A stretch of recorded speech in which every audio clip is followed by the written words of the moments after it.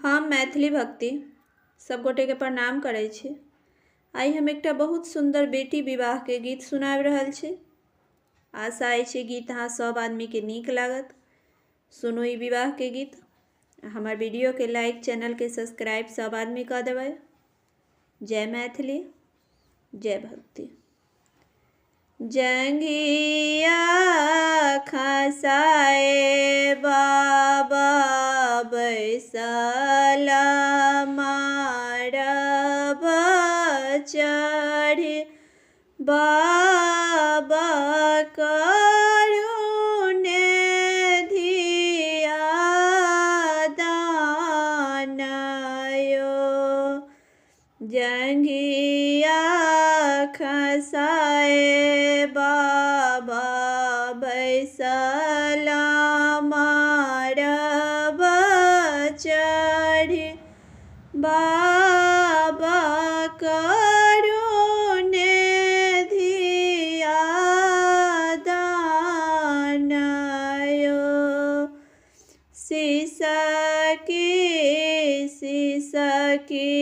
रोबे माए सुनाए ना तू ही बेटी हरले प्राणयो। सिसकी रोबे माए सुनाए ना तू ही बेटी हरले मोरे प्राणयो। बाबा करुणे धिया दानयो। बाबा करुणे धिया दानयो। जाहि धिया लए बाबा नटुआ नचाएला से हो धिया भेला बीरानयो।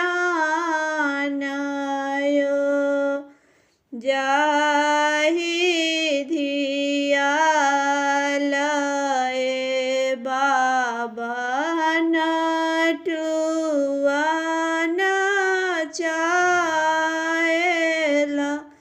से हो धिया भेला बीरानयो। बाबा करुणे धिया दानयो। दुनु कुलबे बनाम धराओल ब्राह्मण वेद पढ़ालयो।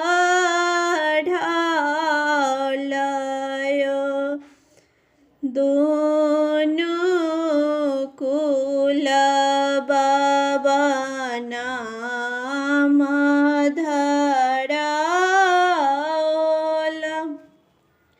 ब्राह्मण वेद पढ़ालय।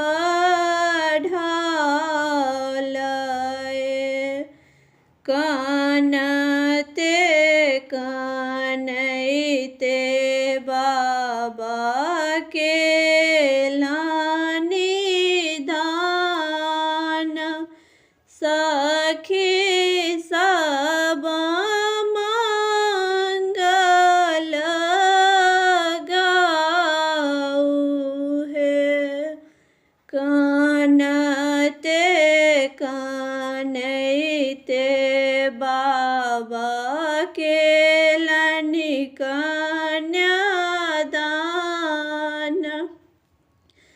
सखी सब मंगल